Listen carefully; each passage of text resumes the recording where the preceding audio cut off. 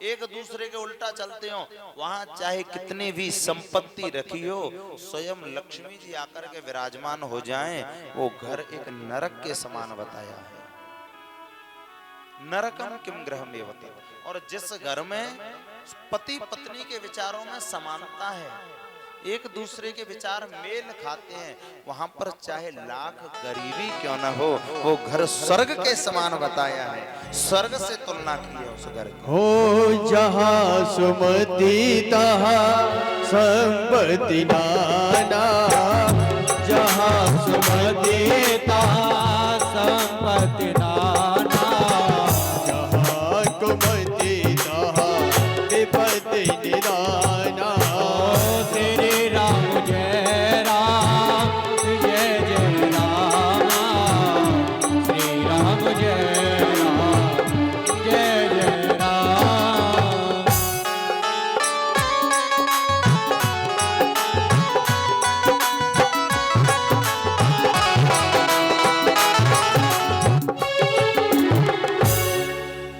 आज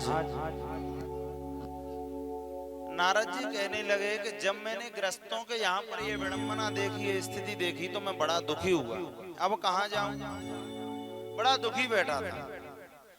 फिर नारद जी कहने लगे कि इस स्थिति को देख करके जब मैं ज्यादा दुखी हुआ, मुझे कोई भी स्थान दिखाई नहीं दिया जहां जाऊं। फिर मेरे मन में उसी समय प्रेमी जनों श्रीधाम वृंदावन का स्मरण हो आया।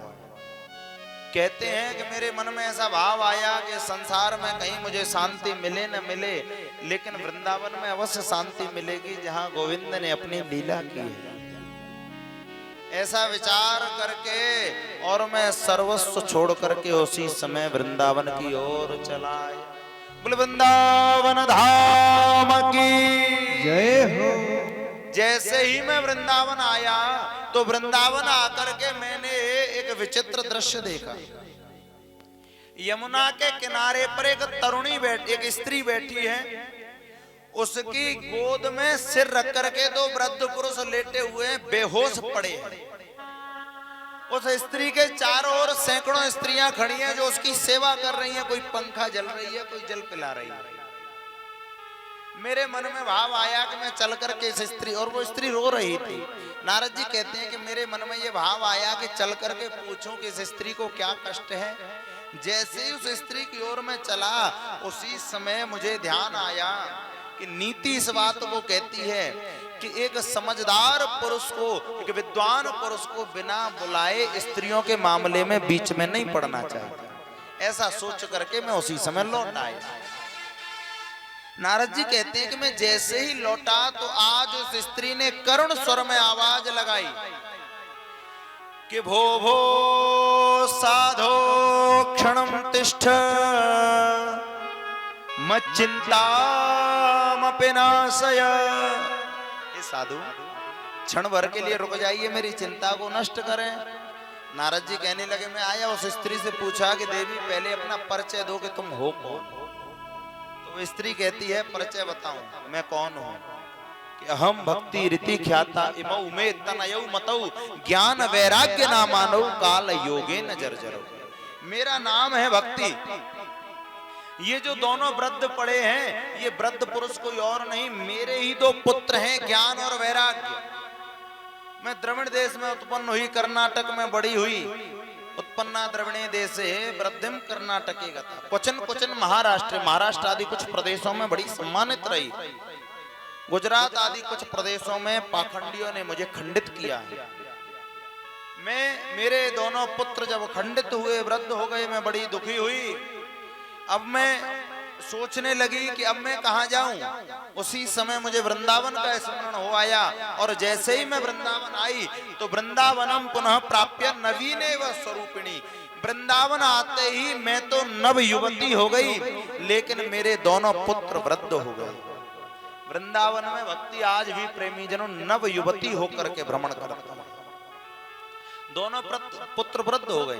भक्ति कहती है कि माँ वृद्ध हो, पुत्र युवा हो, ये तो ठीक है, लेकिन माँ युवती हो, पुत्र वृद्ध हो, ये तो बिल्कुल ठीक नहीं है। अगर मेरे पुत्रों की यही स्थिति रही तो मैं वृंदावन छोड़ करके भी विदेशे गम्यते मया विदेश भाग जाऊंगा। नारद जी कहने लगे आप चिंता न करें, आपके पुत्रों के कष्ट का निवारण मैं करूंगा। आज नारद जी ने ज्ञान वैराग्य के कान में वेद मंत्र सुनाए लेकिन कोई प्रभाव नहीं, उपनिषद सुनाए, शास्त्र सुनाए, कोई प्रभाव नहीं हुआ। अंत में गीता का पाठ सुनाया है। गीता सुनने से ज्ञान वैराग्य की मूर्छा जागृत हुई, उठ करके बैठे, फिर गिर पड़े। गीता पाठम मुहुर्मुहु, बार बार गीता का पाठ सुनाया। गीता सुनने से मूर्छा से निकलते फिर गिर पड़े। नारद जी बड़े परेशान। आकाशवाणी हुई कि नारद जी तुम्हारा प्रयास सफल होगा, लेकिन उसके लिए तुम्हें कोई सत्कर्म करना पड़ेगा और वो सत्कर्म तुम्हें कोई संत पुरुष बताएगा। जब ये आकाशवाणी हुई तो नारद जी वहां से उठ करके चले आए। भक्ति से कहा कि तुम्हारे पुत्रों के कष्ट का निवारण मैं करूंगा, आप कहीं जाइएगा मत। आज नारद जी कहने लगे सनकादियों से कि महाराज मैंने समस्या बता दी, ज्ञान वैराग्य का कल्याण कैसे होगा, समाधान आप बताइए। सनकादि कहने लगे कि नारद जी छोटी सी बात को लेकर के चिंतातुर हो रहे हो, आप समझ लो कि समाधान मिल गया। क्या समाधान है कि वो समाधान कोई और नहीं, सुखदेव जैसे परमहंस के मुख से गाया हुआ श्रीमद् भागवत श्रवण कराइए। नारद जी कहने लगे कि भागवत की कथा मैंने भी सुनी अपने पिता ब्रह्मा जी से। ब्रह्मा जी ने बताया कि भागवत की कथा समस्त वेदों और उपनिषदों का सार है। जब सभी वेदों और उपनिषदों को मैंने सुनाया, उससे कोई प्रभाव नहीं हुआ, तो भागवत जी से क्या हो जाएगा, सार से क्या होगा जब मूल से कुछ नहीं हुआ। सनकादि कहने लगे नारद जी आप भी बच्चों जैसी बात करते हैं, क्यों? एक बात बताओ नारद जी, दूध जो होता है, दूध का सार क्या होता है? घी। अब आप घी में बढ़िया बढ़िया पूड़ियां निकाल रहे हैं, पूड़ियां निकालते निकालते घी खत्म हो गया। आप सोचोगे घी दूध में से निकल आए तो बाकी की पूड़ियां दूध में निकालने तो निकल जाएंगे। जो काम सार से हो सकता है वो मूल से कभी नहीं हो सकता। नारद जी की बात समझ में आई। आज नारद जी कहने लगे वो आपके ही मुख से कथा सुनेंगे, बताओ कहाँ सुनाओगे? सनकादि कहने लगे हमें एक ही स्थान पावन दिखाई देता है, गंगा के किनारे पर आनंद नामक तट पर कथा कराई। नारद जी गए, आनंद नामक तट पर गंगा के किनारे पर बालू को एकत्रित करके सुंदर व्यासपीठ बनाया। उस पर सनकादि चारों भाई सुशोभित हो रहे हैं कथा सुनाने के लिए। चारों ओर हल्ला हो गया कि सनकादि गंगा किनारे पर कथा कर रहे हैं। अब तो जितने भी ऋषि मुनि संत समुदाय अपने पुत्र पत्नी और शिष्यों के साथ दौड़े दौड़े आ रहे हैं। पूरा गंगा तट प्रेमी जनों संत समुदाय से भर गया। कथा चल रही थी। कथा जब हो रही थी तो कथा के मध्य में और भक्ति मैया अपने पुत्र ज्ञान वैराग्य के साथ में वहां अचानक से प्रकट हो गई। बोले भक्ति महारानी की जय हो। अब तो सभी संत समुदाय सभी श्रोता देखने लगे कि ये देवी कौन है, कहां से आ गई। तब भक्ति महारानी कहने लगी कि महाराज ये कथा किसके लिए हो रही है? सनकादि कहने लगे कि आपके लिए। कि तो आपने सबको बैठने के लिए स्थान दिया है, मैं कहाँ बैठूं?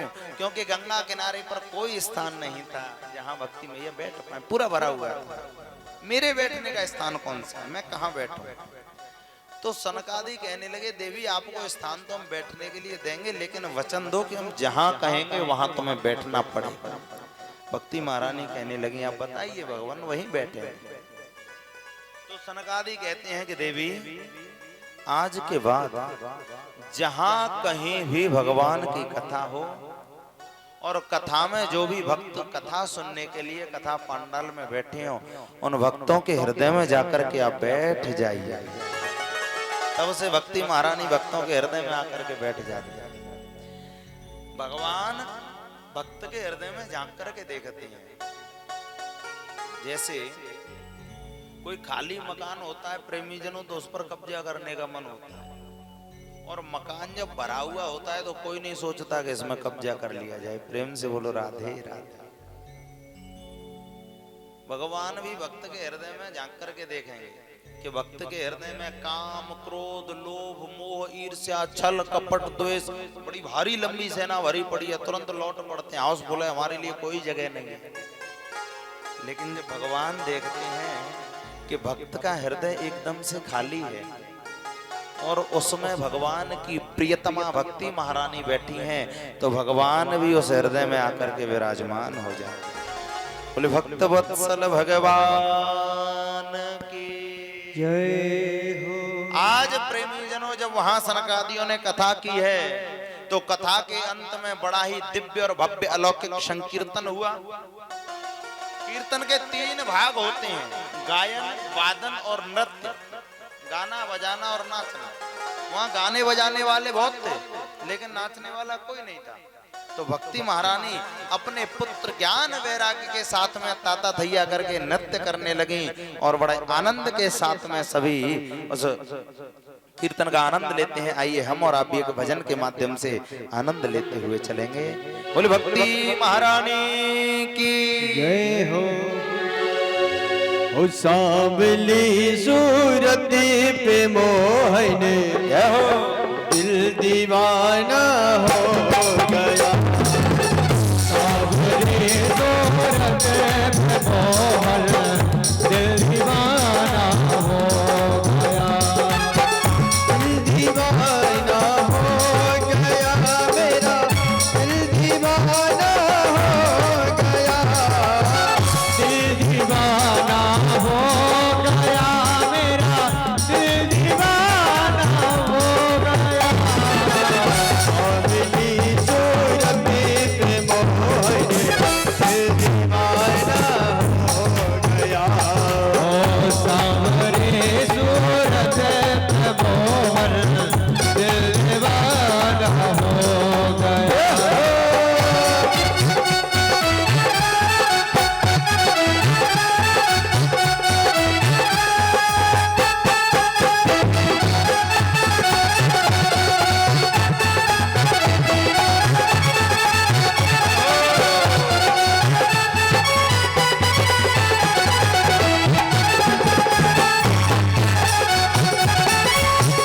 एक तो तेरे तिरछे, दूसरा काजल लगा।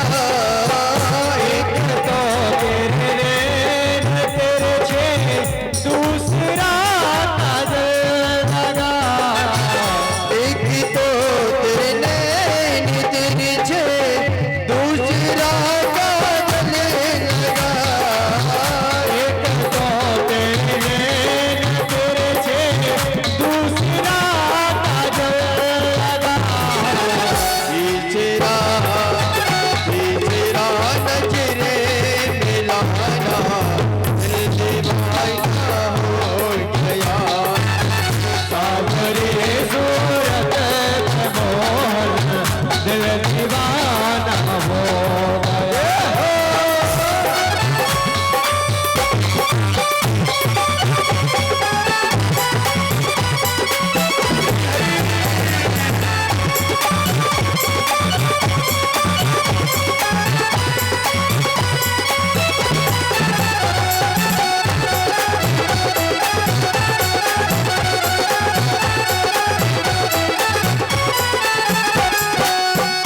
एक तो तेरे होठ पतले, दूसरा लाली लगी।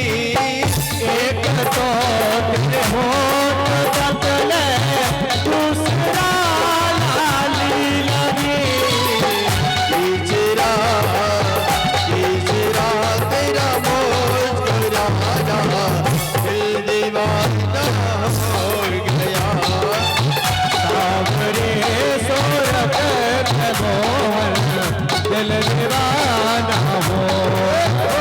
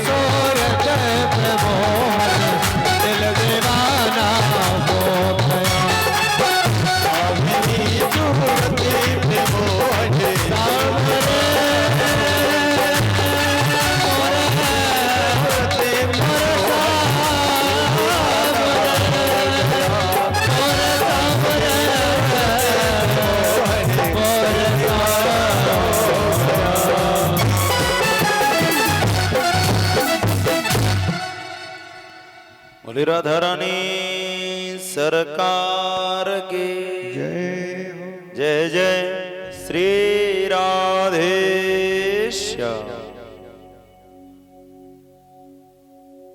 आज सोनकाद ऋषि कहने लगे कि गुरुदेव, भागवत कथा के प्रभाव से और भक्ति महारानी ज्ञान वैराग्य का कैसे उद्धार हुआ हमने देख लिया, लेकिन एक बात बताएं, क्या इस कथा से केवल ज्ञान वैराग्य का ही कल्याण हो सकता है या किसी पापी के पाप भी नष्ट हो सकते हैं, किसी पापी का भी कल्याण हो सकता है?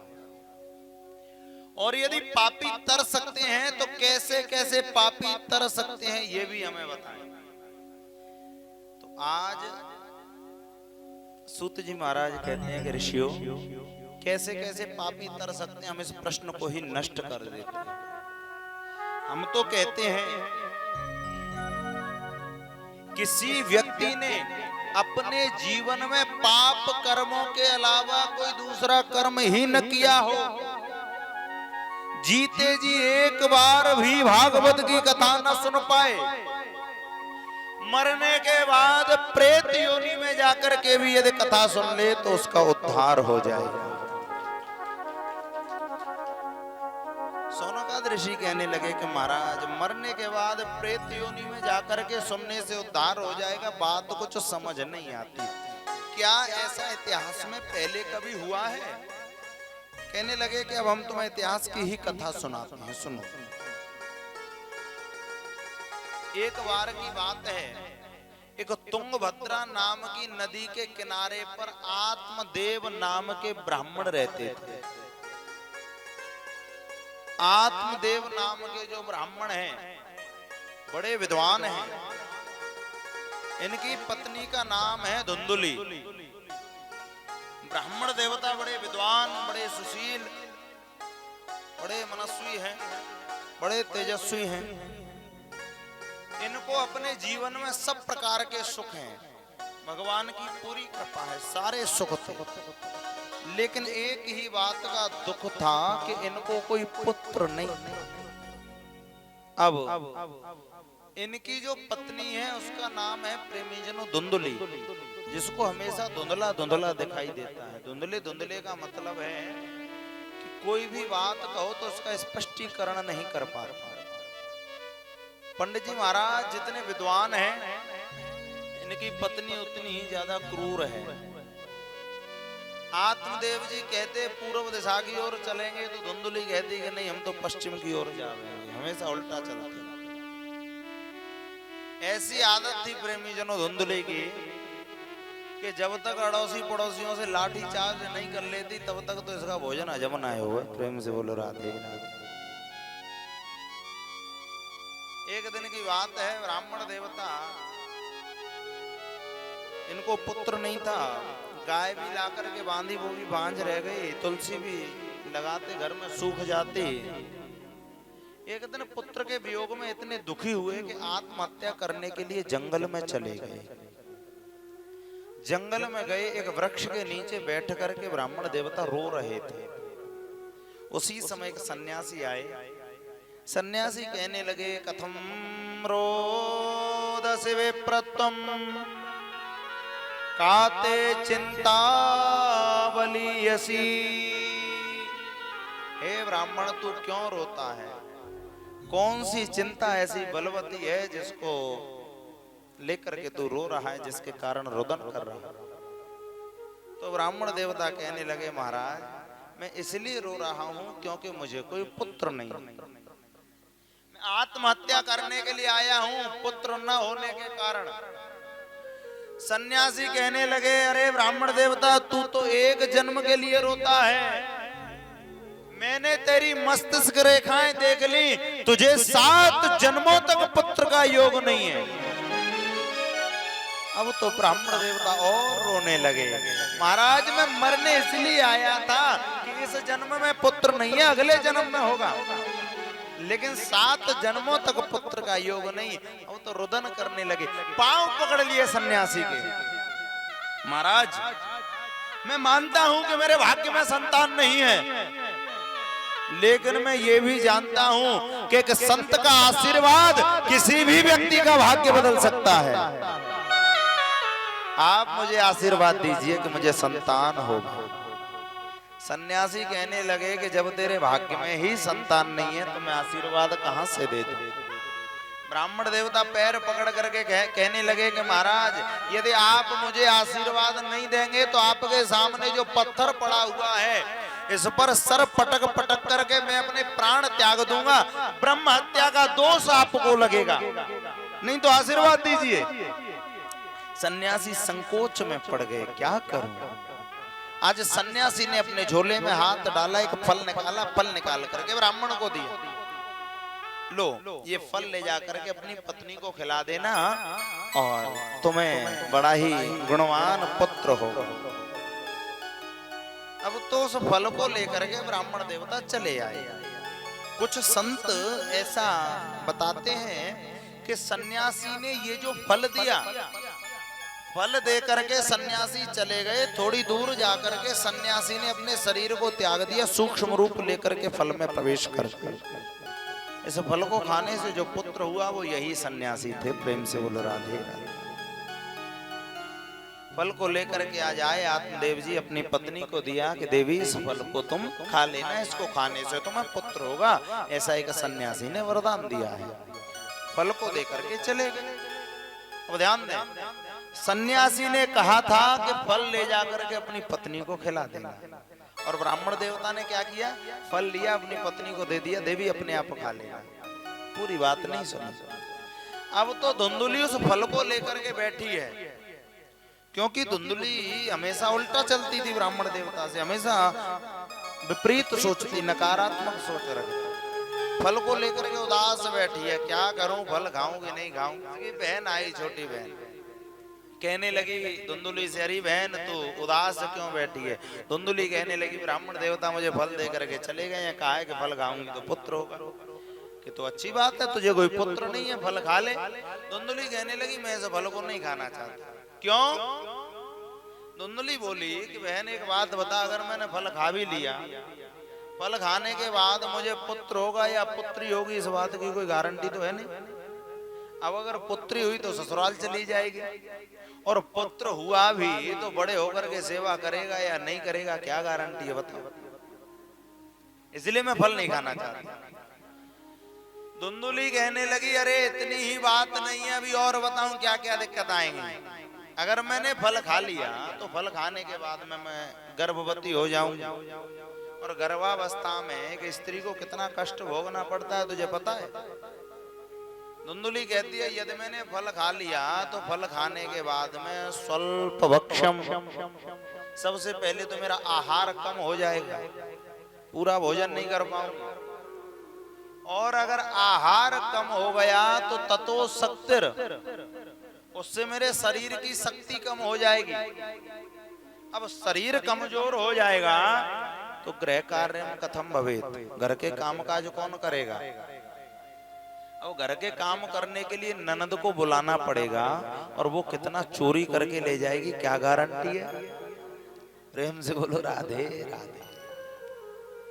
धुंधुली कहने लगी कि मान के चल, मैंने फल खा भी लिया, मैं गर्भवती हो गई, और उसी समय किसी कारणवश पूरे गांव में आग लग गई, तो सब गांव वाले तो भाग जाएंगे, मुझसे भागा नहीं जाएगा, मुझे जल करके मरना पड़ेगा। यदि मैंने फल खा लिया, मैं गर्भवती हो गई, और उसी समय गांव में डाकुओं ने हमला कर दिया, आक्रमण कर दिया, तो सब गांव वाले भाग जाएंगे, मुझसे भागा नहीं जाएगा। अब बता मैं क्या करूं, फल खा करके, और अपनी जान को तो मैं खतरे में नहीं डाल सकता, इसीलिए मैं फल को नहीं खाना चाहता। धुंधुली कहने लगी कि बहन, मैंने तो जीवन में एक ही अनुभव किया है कि संसार में दो स्त्रियां सुखी हैं, बंध्यावा विधवा नारी सुखनी चेत में मती। या तो एक बांझ स्त्री सुखी है, विधवा स्त्री सुखी है, इनको कोई टेंशन नहीं है, सब दुखी है। ऐसा कहकर के फल एक तरफ धर दिया। धुंधुली की बहन कहने लगी, वो तो ठीक है, लेकिन ये बता कि अब तू करेगी क्या। तो धुंधुली कहती है कि देख बहन, तेरे 9 पुत्र हैं, 10वां पुत्र अभी गर्भ में है, मेरे यहाँ खाने को बहुत कुछ है, खाने वाला कोई नहीं है। तेरे यहाँ खाने वाले बहुत है, खाने को कुछ भी नहीं है। तो ये 10वां पुत्र होवे तो ये मुझे दे देना, मुझसे धन ले लेना इसके बदले। इसकी बहन मान गई। फल की परीक्षा करने के लिए गाय को खिला देते हैं, फल गाय को खिला देते। पंडित जी बड़े सीधे साधे भोले भाले थे। आज प्रेमी जनों ये धुंधुली अपने पेट पर कपड़ा बांध करके पंडित जी को बेवकूफ बनाती रही कि मुझे फायदा है, फायदा है। समय आने पर इसकी बहन को पुत्र हुआ, पुत्र धुंधुली को दिया, धुंधुली ने इसको धन दे करके विदा कर दिया। पंडित जी बड़े प्रसन्न हुए कि मुझे पुत्र हुआ है।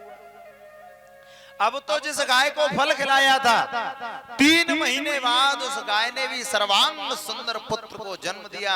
उसके कान गाय जैसे थे, संपूर्ण शरीर मानव आकृति का। अब तो ब्राह्मण देवता इतने प्रसन्न हुए, कहा एक भी पुत्र नहीं था, आज गाय ने भी पुत्र दिया है। बड़े प्रसन्न, बड़े धूमधाम से जन्मोत्सव मनाया। पुत्र थोड़े बड़े हुए, दोनों का नामकरण कर रहे हैं। जिस गाय ने पुत्र को जन्म दिया था, जिसके कान गाय जैसे थे, उस बालक का नाम रखा है गोकर्ण। गो माने गाय, कर्ण माने कान। जिसके कान हो गाय जैसे, गोकर्ण नाम रखा है। गोकर्ण का एक दूसरा मतलब भी होता है, ध्यान देना। गोकर्ण का मतलब होता है गो माने ज्ञान, कर्ण माने कान। कान से सुने हुए ज्ञान को भी हम गोकर्ण कहते हैं। अपने पुत्र का नामकरण सोच रहे थे, धुंधुली आ गई। महाराज क्या कर रहे हो? कि नामकरण कर रहा हूं। कि क्या नाम सोचा है मेरे पुत्र का? आत्मदेव जी कहने लगे मैंने सोचा है कि मेरा नाम है आत्मदेव, मेरे पुत्र का नाम होगा परमात्मा देव। धुंधुली कहने लगी वाह महाराज, 9 महीना कष्ट हमने भोगे, नाम तुम अपने नाम पर धरोगे? कि तो मैं नाम अपने नाम पर रखूंगी। क्या नाम रखोगी? धुंधुली कहने लगी कि मेरा नाम है धुंधुली, मेरे पुत्र का नाम होगा धुंधुकारी। ब्राह्मण देवता कहने लगे जैसी तुम्हारी इच्छा। अब तो पुत्र का नाम धुंधुकारी रखे। दोनों पुत्र बड़े हो गए।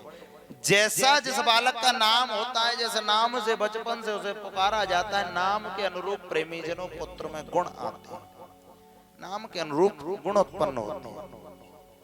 अब उस बालक का नाम, दोनों पुत्र बड़े हो रहे हैं, जैसे जैसे बड़े हो रहे हैं दोनों ने ख्याति प्राप्त करी। एक तो हुआ है बड़ा विख्यात, बड़ा भारी विद्वान, धीर गंभीर तेजस्वी तपस्वी मनस्वी बने हैं गोकर्ण जी, बड़ी भारी विख्यात हुए। और जो धुंधुकारी है प्रेमी जनों, इसने भी ख्याति प्राप्त करी, लेकिन ये हुआ है कुख्यात। ये जुआ खेलने लगा, शराब पीने लगा, मदरा पान करता है, आज व्यभिचार करता है, मांस भक्षण करता है, कुकर्मों में लिप्त हो गया। अब तो ये इतने जीवन में कुकर्म करने लगा कि इसने धीरे धीरे धीरे धीरे अपने पिता की संपत्ति को नष्ट कर दिया। पिता की संपत्ति को जब इसने नष्ट किया है तो आज प्रेमी जनों आत्मदेव जी इस धुंधुकारी के कर्मों से इतने दुखी हो गए कि आत्महत्या करने के लिए जंगल में जाने लगे। ध्यान देना, इस संसार में 3 प्रकार के पुत्र ऐसे होते हैं जो कष्ट देते हैं कि अजात मृत मूर्खाणा वरमाद्यो न चान्तिमा सकृत दुख करावाद्यावंतिमस्तु पदे पदे। अजात, जिसने जन्म ही न लिया हो, कोई ऐसा व्यक्ति जिसके यहाँ पुत्र जन्म न हुआ हो, इसको बड़ा कष्ट होता है, पुत्र न होने का दुख होगा। मृत, जन्म तो लिया लेकिन जन्म लेने के बाद मर गया, ये भी कष्ट देगा। और तीसरा है मूर्खाणा, जन्म लिया, जीवित है लेकिन मूर्ख बना, दुष्ट बना, व्यभिचारी बना, ये भी कष्ट देता है।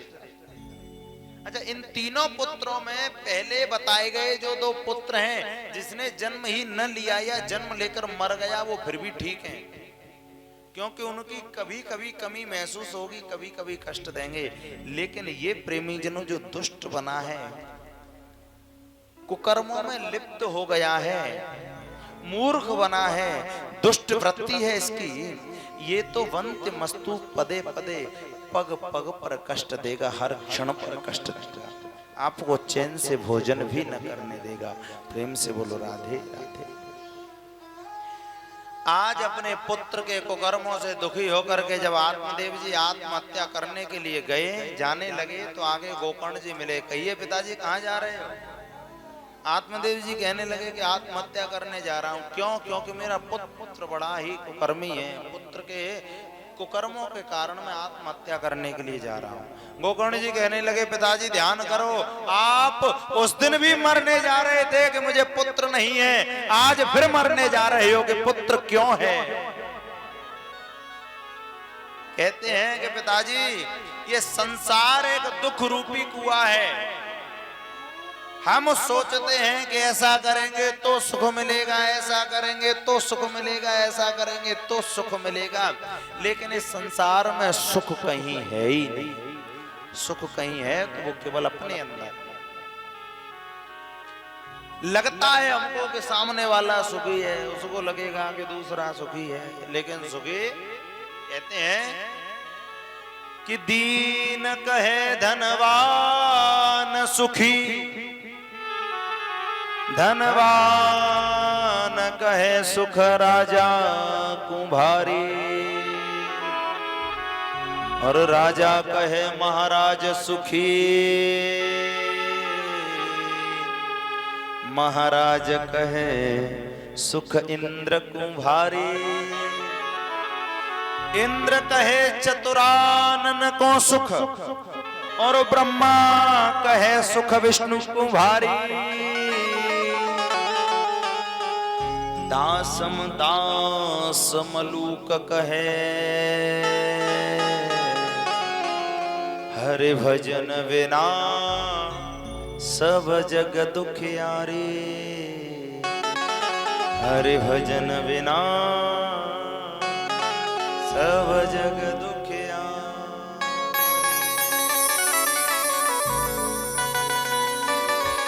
कहने का भाव है कि परमात्मा के स्मरण के बिना जीवन में सभी दुखी। लगता है हमें ये सुखी है, ये सुखी है, लेकिन संसार में जब हम एक नए सुख की कामना करते हैं, हमारे आपके मन में ये भाव उत्पन्न होता है कि हम ऐसा करेंगे तो हमें सुख मिलेगा। एक नए सुख की कामना जब उत्पन्न होती है, उसी समय हृदय में एक नया दुख उत्पन्न हो जाता है। आज आत्मदेव जी को समझाया, आत्मदेव जी के मन में वैराग्य उत्पन्न हुआ, जंगल में चले गए, भागवत जी के 10वें स्कंद का पाठ करते हुए भगवान के परम पद को प्राप्त किया। प्रेम से बोलो राधे राधे। अब धुंधुकारी सोचने लगा कि पिताजी तो जंगल में चले गए, माताजी पकड़ ली। कहने लगे कि माँ, पिताजी सारा धन तुझे दे करके गए हैं, धन ला करके दे मुझे।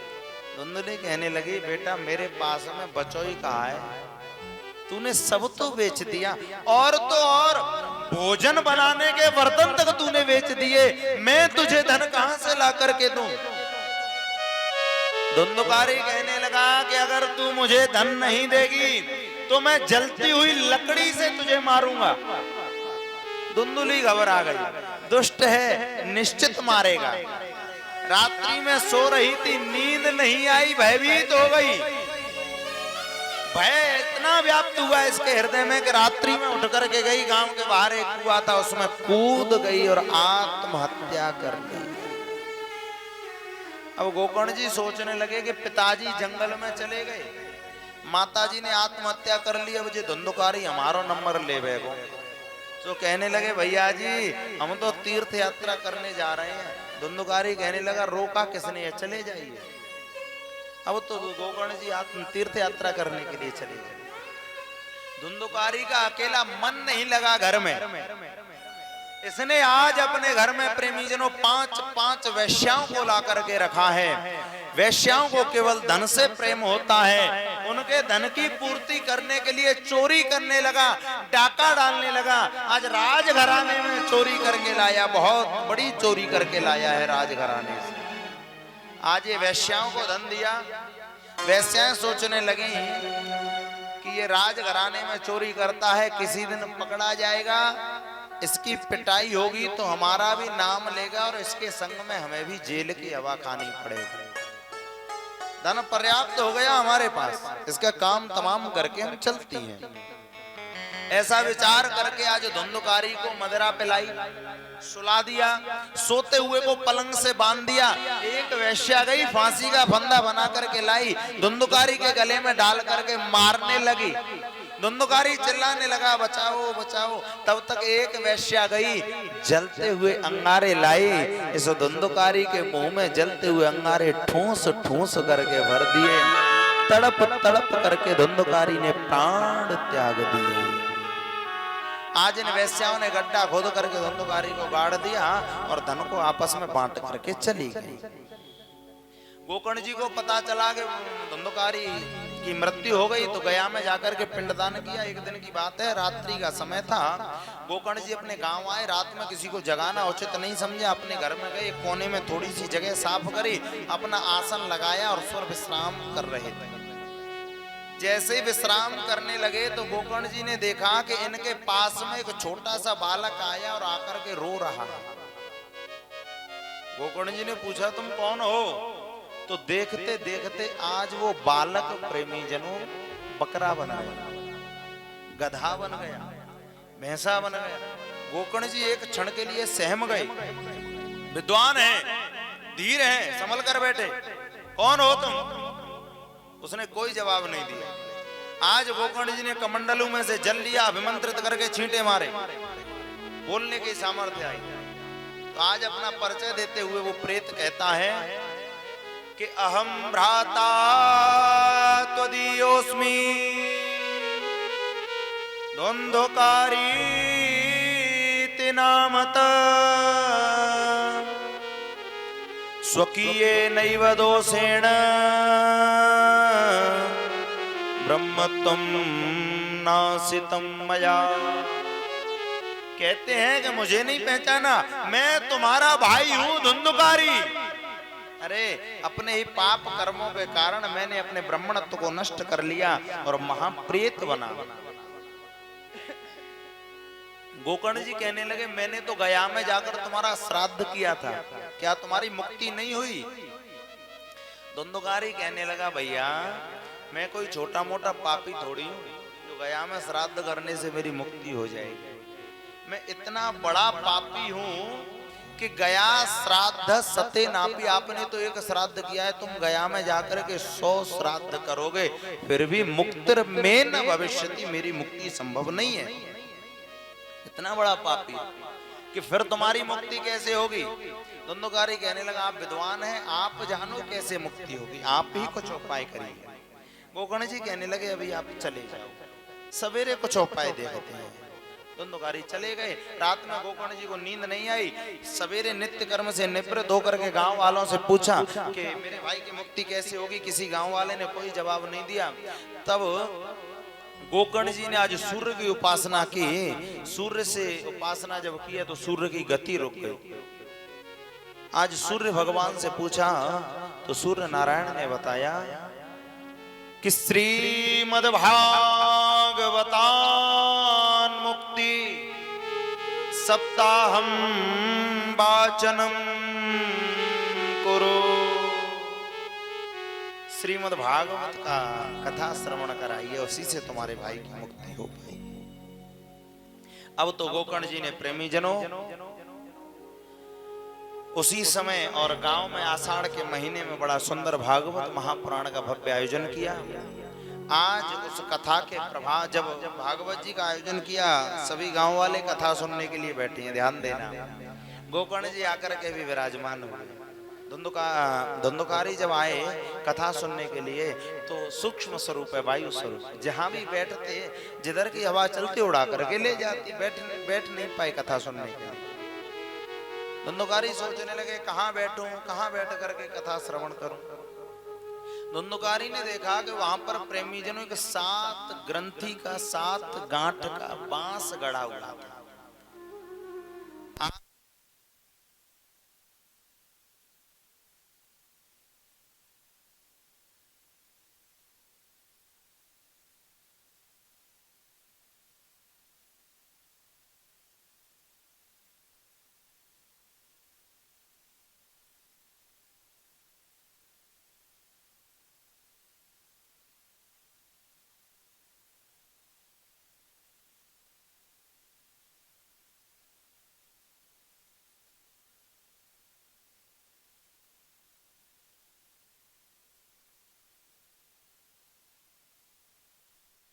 आज वहां पर प्रेमीजनों के 7 ग्रंथि का बांस गढ़ा हुआ था।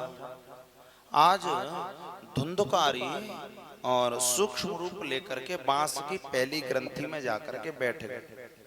पहले दिन की कथा समाप्त हुई, बांस की पहली ग्रंथि फट गई। दूसरे दिन की कथा समाप्त हुई, दूसरी ग्रंथि फट गई। तीसरे दिन की कथा समाप्त हुई, तीसरी ग्रंथि फट गई।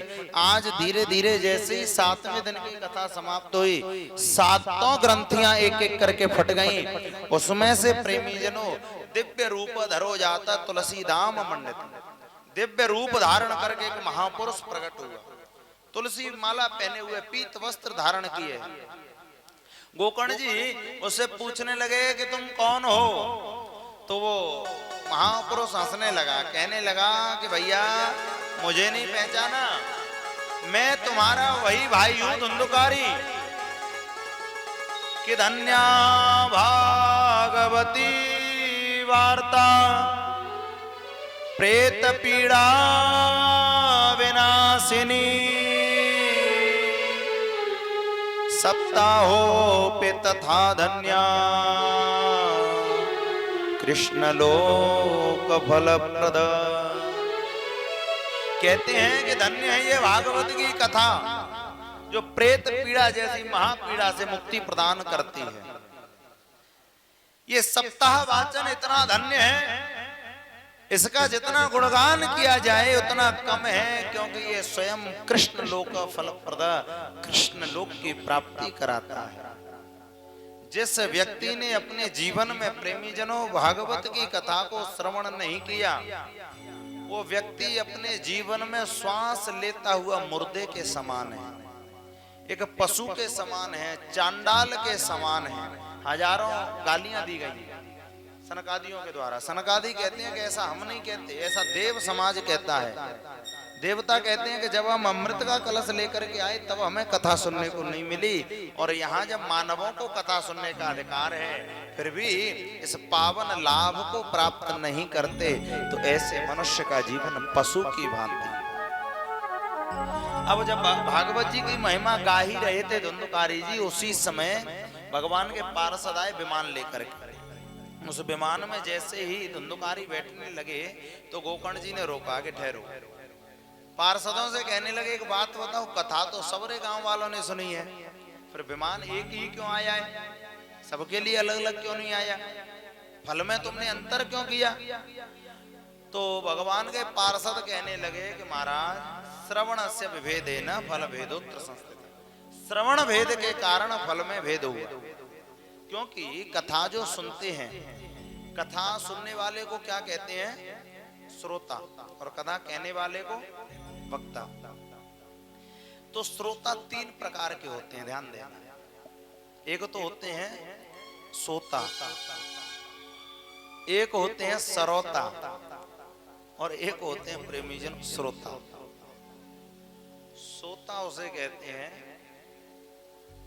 जो सोचते हैं कि घर में तो नींद ना आवे, कथा सुने हुए के ताई चले पंडाल में बैठेंगे बढ़िया नींद आवेगी। सोमानी परिवार ने बढ़िया व्यवस्था करी है, ऊपर पंखा लगाए, नीचे कूलर लगाए, बढ़िया गद्दा बिछवा दे।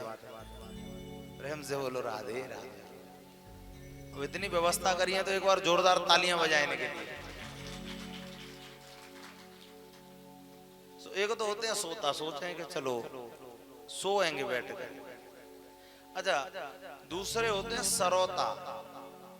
सरोता जानते हैं आप लोग क्या काम करता है? काटने का काम करता है।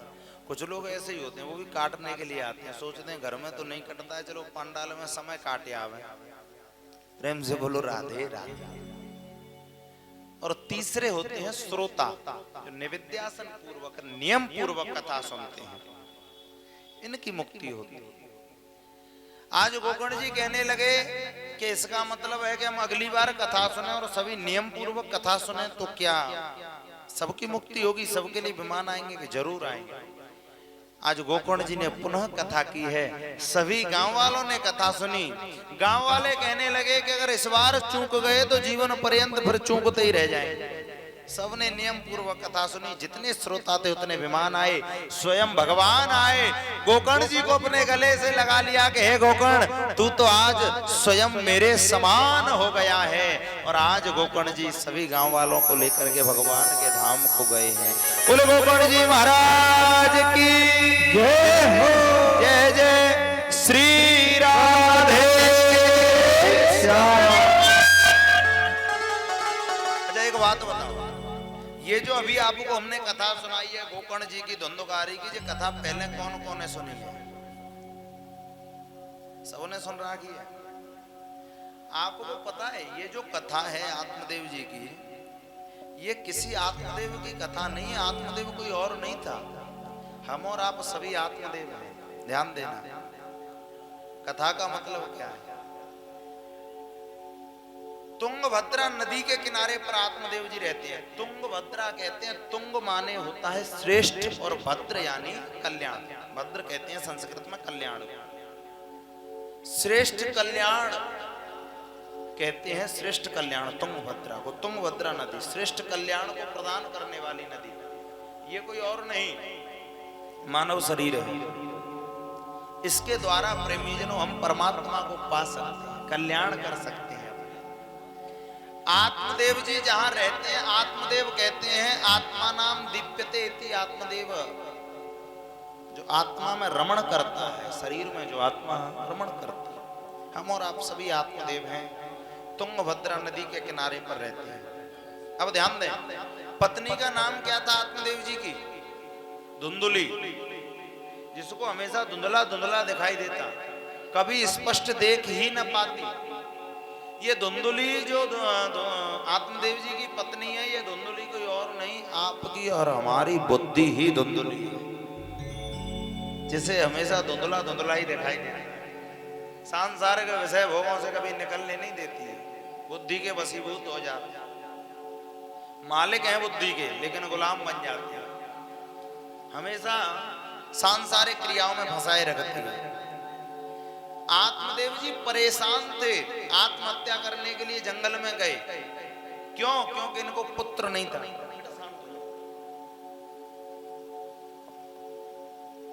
परेशान थे, इनको पुत्र नहीं था। कैसे पुत्र की आवश्यकता थी इनको? गोकर्ण जैसे पुत्र की। गोकर्ण किसे कहते हैं आपको भी बताया था। गो माने होता है ज्ञान, कर्ण माने होता है कान।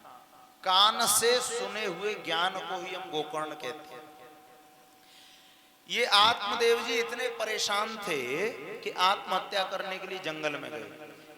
प्रत्येक व्यक्ति के हृदय में अज्ञान रूपी अंधकार व्याप्त रहता है, और इस अज्ञान रूपी अंधकार का साया जब व्यक्ति के जीवन में छा जाता है तो इतना दुखी हो जाता है कि ऐसा व्यक्ति आत्महत्या तक करने की सोचता है। अगर नहीं करता है तो जीते जी जीवन को भी नरक बना लेता है, जब ये अज्ञान रूपी अंधकार का पहरा जीवन में छाता है। ध्यान दें, अब अंधकार क्या है? अंधकार का अपना कोई अस्तित्व तो नहीं है। प्रकाश की अनुपस्थिति का नाम ही अंधकार है। कहीं किसी कमरे में कितना भी अंधकार हो, आप एक बार मोमबत्ती जलाकर, दीपक जला करके देखिए, सारा अंधकार नष्ट हो जाएगा। हमारे और आपके हृदय में जो अज्ञान रूपी अंधकार व्याप्त है, जब गोकर्ण जी आते हैं, कान से सुने हुए ज्ञान रूपी ज्योति हमारे हृदय में जब जागृत होगी तो अज्ञान रूपी अंधकार अपने आप नष्ट हो जाएगा, ज्ञान रूपी प्रकाश आएगा तो कल्याण हो जाएगा, और फिर कोई भी कष्ट हमें और आपको व्याप्त नहीं कर सकता, दुखी नहीं कर सकता। ज्ञान जीवन में होना अति आवश्यक है। देखिए, जीवन में कोई ऐसा नहीं है जिसको कष्ट नहीं होता, सबको कष्ट होता है। कि देह धरे को दंड है, ये देह जब मिलती है तो इसका दंड, इसका कष्ट, जीवन में दुख परेशानी सबके आते हैं। कि देह धरे को दंड है, सब काहू के हो, ज्ञानी काटे ज्ञान से और मूर्ख काटे रो। ज्ञानी ज्ञान से उसका निवारण करता है, और मूर्ख जो होता है वो दुखी होता है, वो रोता है उनको देख करके, जीवन के उतार चढ़ाव को देख करके, परिस्थितियों को देख करके मूर्ख व्यक्ति रोता है। जीवन में उतार चढ़ाव आना बड़ा जरूरी है।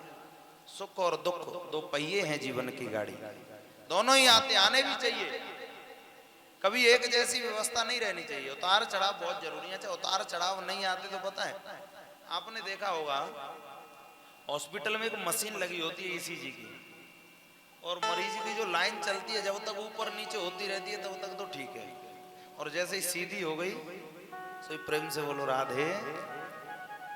इसलिए जीवन में उतार चढ़ाव आना बड़ा जरूरी है, तभी जीवन का महत्व समझ आता है। तो धुंधुकारी आत्मदेव जी परेशान थे गोकर्ण के लिए, ज्ञान के लिए। जब ज्ञान जागृत हुआ, हृदय में ज्ञान उत्पन्न हुआ, तो वैराग्य की ओर चले गए और मुक्ति पाई। अच्छा, धुंधुली भी परेशान थी पुत्र के न होने से, लेकिन उसको कैसा पुत्र चाहिए? धुंधुकारी। अब धुंधुकारी क्या है? धुंधुकारी का मतलब होता है धुंधुम कलहम करोति इति। धुंधुकारी जो हर समय कलेश करता रहे उसको धुंधुकारी कहते हैं।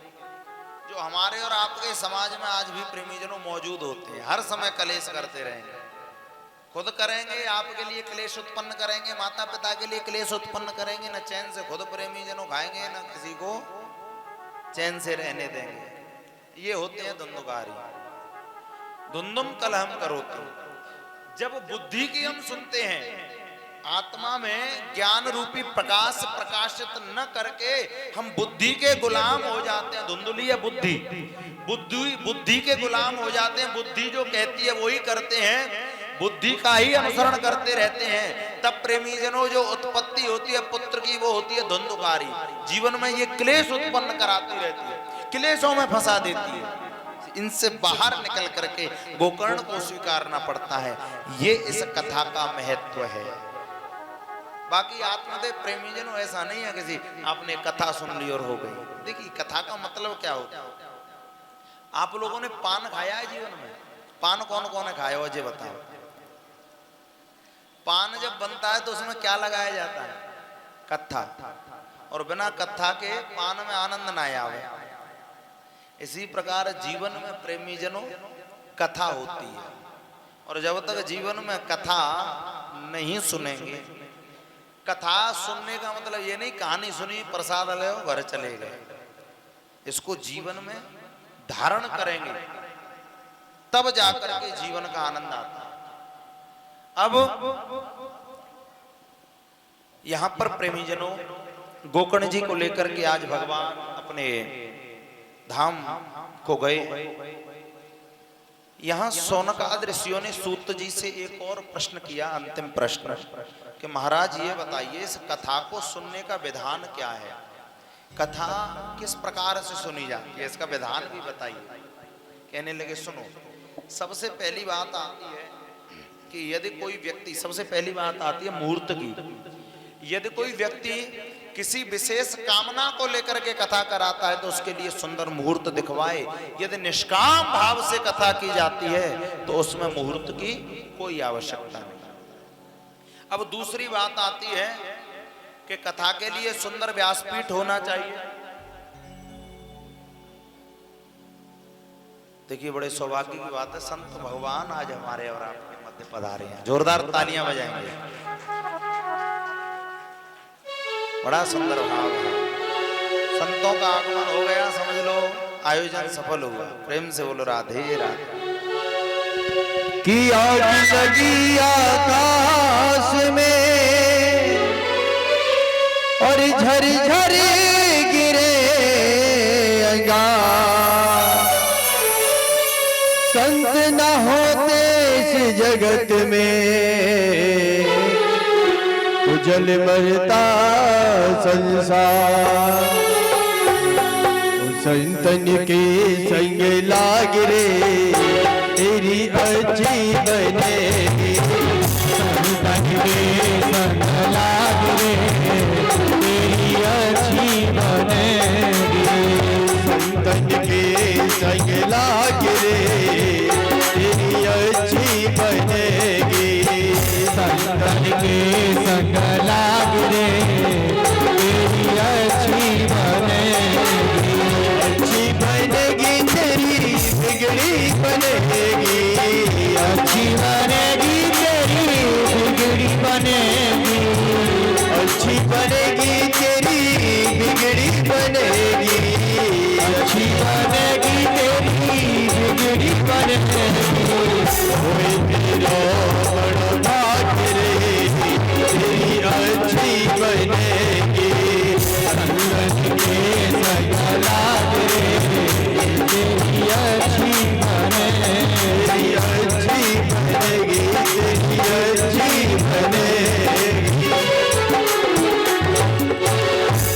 संत भगवान की जय। जय जय श्री राधे।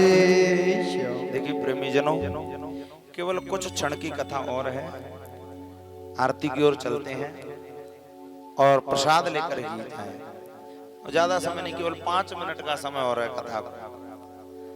आज पहला दिन है, समय थोड़ा अव्यवस्थित रहा, कथा भी लेट प्रारंभ हो पाई। कल से समय का विशेष ध्यान रखा जाएगा, लेकिन वो आपकी तरफ से जरूरी है।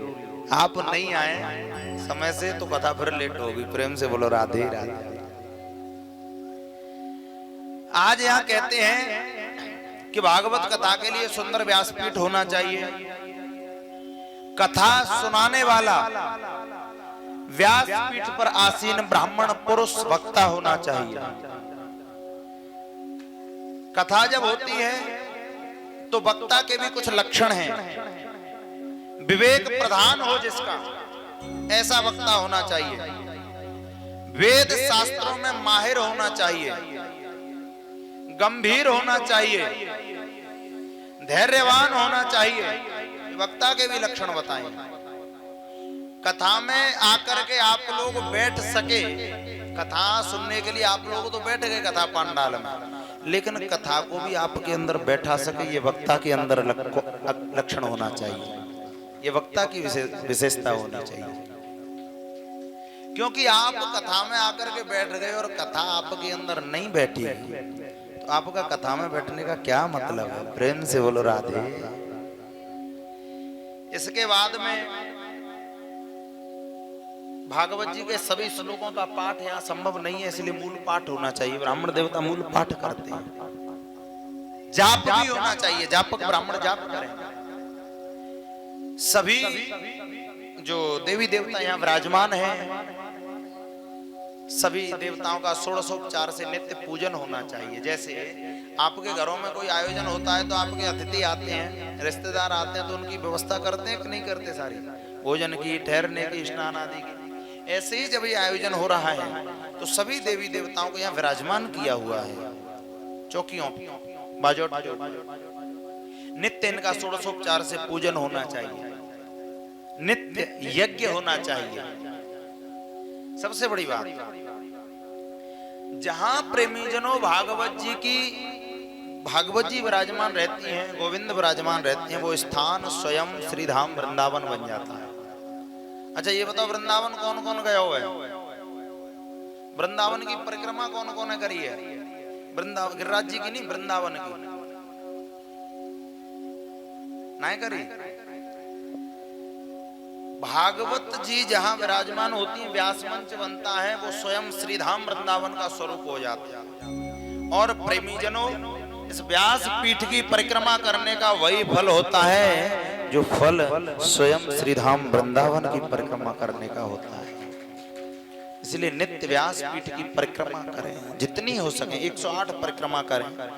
सामर्थ्य और समय नहीं है तो 51 करें, 31, 11, जितनी हो सके उतनी परिक्रमा करें।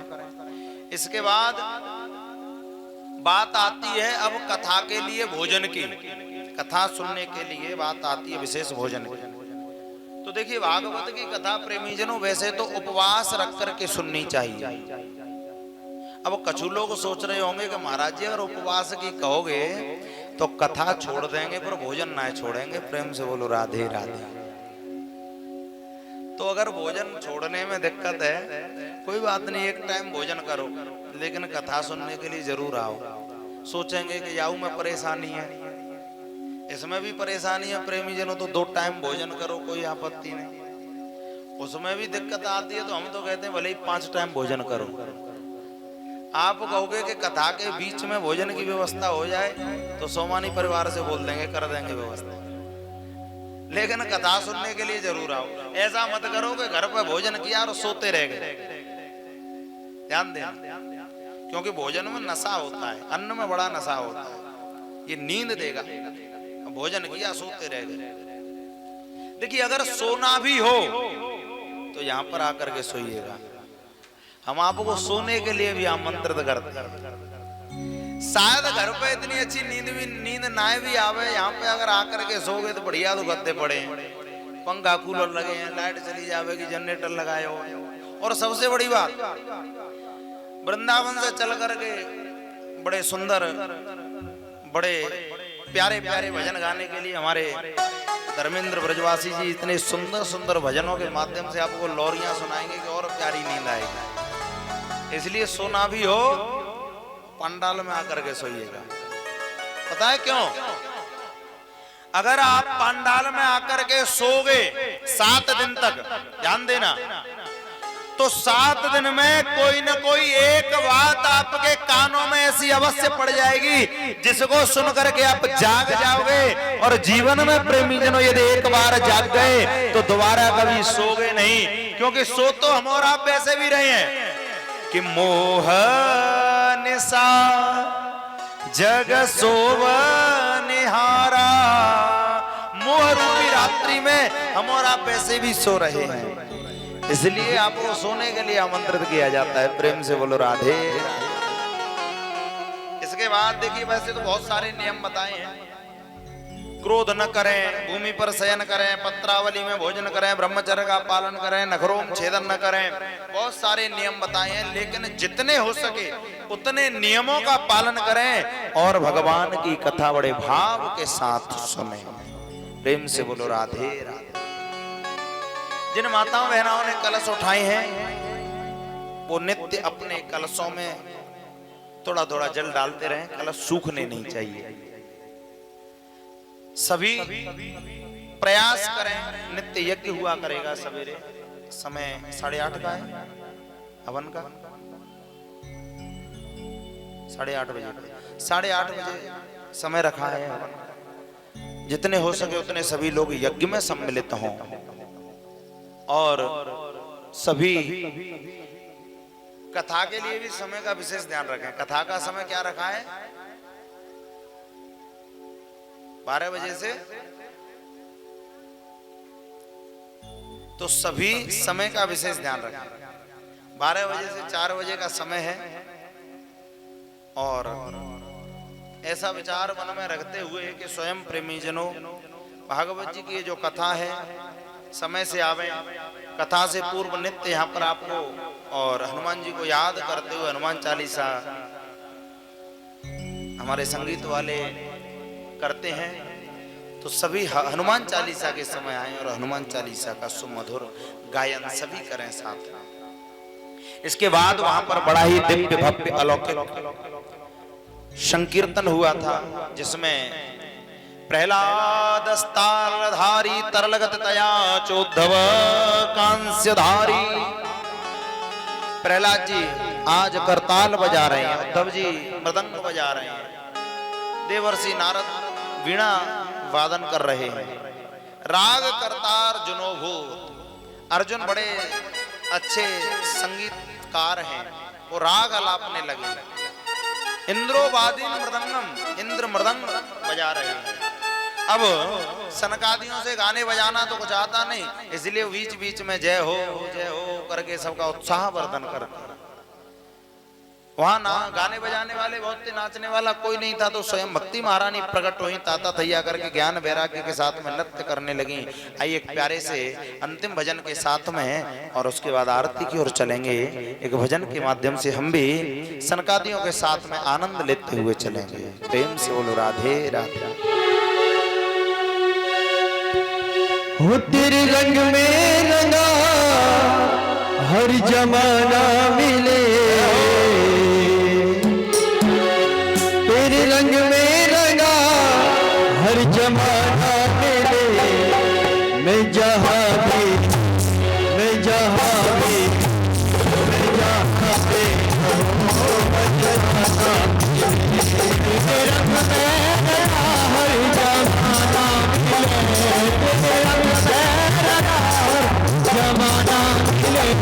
मैं जहाँ हूँ मैं जहाँ भी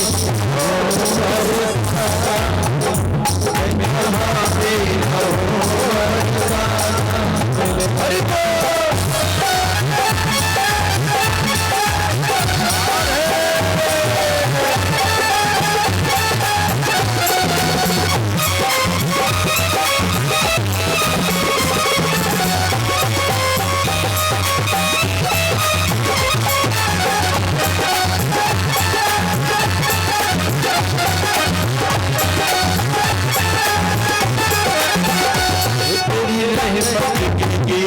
कल आया तेरी रहमत के गीत गाने आया मैं कई गुनाहों सौगात लाया मैं कई गुनाहों की सौगात लाया मैं कर दो करुणा जगत का सताया मैं कर दो करुणा जगत का सताया मैं दर पे आया मैं दर पे आया मैं रहमत का इशारा नजराना मिले रहमत का इशारा नजराना मिले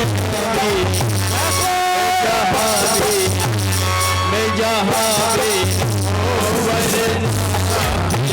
मैं जहाँ भी